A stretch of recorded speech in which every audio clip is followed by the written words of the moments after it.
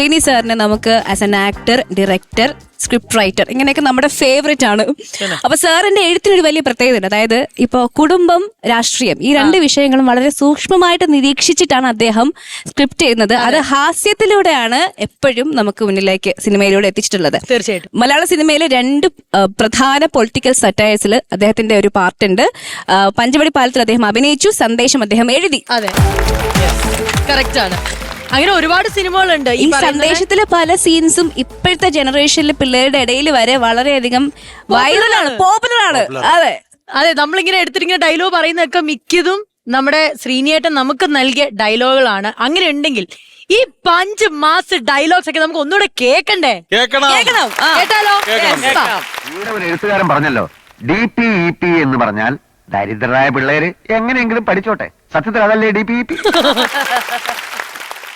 എന്റെ തല എന്റെ ഫുൾ ഫിഗർ, എന്റെ തല എന്റെ ഫുൾ ഫിഗർ. അച്ഛനോ? ഞാൻ വിചാരിച്ചു ഏതോ കുത്തക മുതലാളിയാണ്, പേടിച്ചു. അയ്യോ, സംസാരിച്ച് നേരം പോയത് അറിഞ്ഞില്ല. മീനവിയൽ എന്തായോ എന്തോ.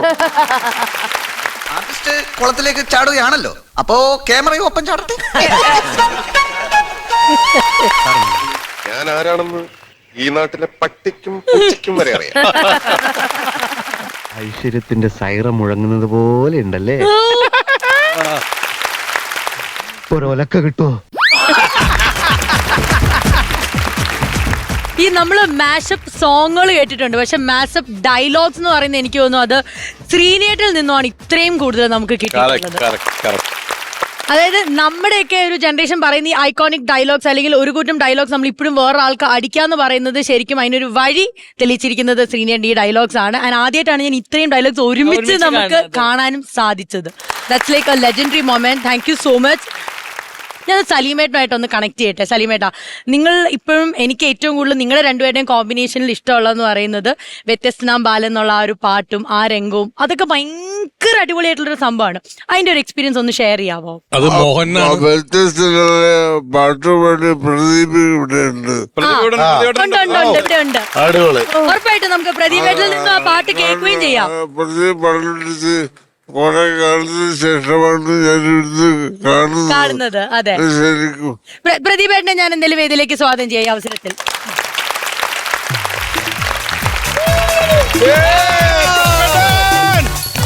വ്യത്യസ്തനാമൊരു ബാർബറം ബാലനെ ആരും തിരിച്ചറിഞ്ഞില്ല.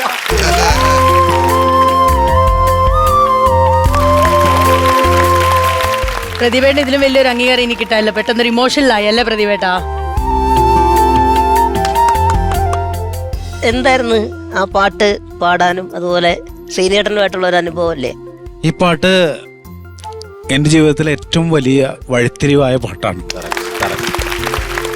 എന്നെ ഞാനാക്കിയ പാട്ട് എന്ന് ഞാൻ പറയുന്നത് ഈ പാട്ടാണ്.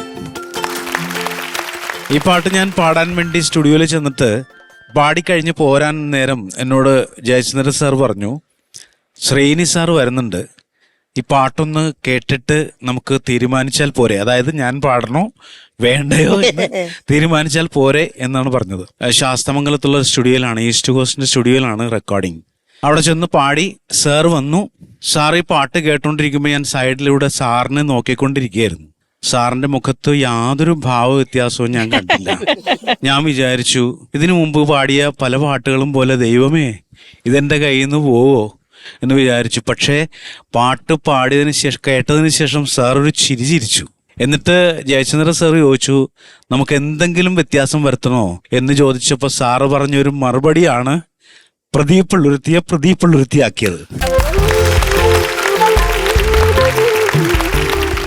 എന്തായിരുന്നു ആ മറുപടി? ഇതെന്താണോ അതാണ് എനിക്ക് വേണ്ടത്.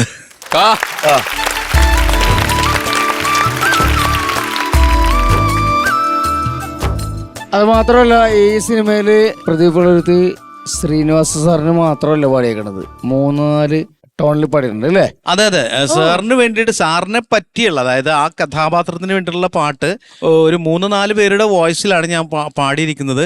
അത് പാട്ട് എഴുതിയതായിട്ട് പറഞ്ഞിരിക്കുന്നത് ആ സിനിമയിലെ മറ്റൊരു കഥാപാത്രമായ സലിം കുമാർ, കവിയായിട്ട് അഭിനയിക്കുന്ന സലീമേട്ടൻ അല്ലേ? ശരിയാണ്. ഇവിടെ ഒരു 2 ലൈൻ ഒന്ന് പാടാം. തീർച്ചയായിട്ടും പാടാം. തീർച്ചയായിട്ടും. വ്യത്യസ്തനാമൊരു ബാർബറാം ബാലനെ സത്യത്തിലാരും തിരിച്ചറിഞ്ഞില്ല. സലീമേട്ട എങ്ങനെ തോന്നുന്നു ഈ ഒരു അവസരത്തിൽ സലീമേട്ടന്റെ പാട്ടൊക്കെ പാടി ഒരു നല്ല മൊമെന്റ് ആയിട്ട് ഫീൽ ചെയ്യുന്നില്ലേ സലീമേട്ടന്? എനിക്ക് എപ്പോഴേ ഫീൽ ചെയ്തു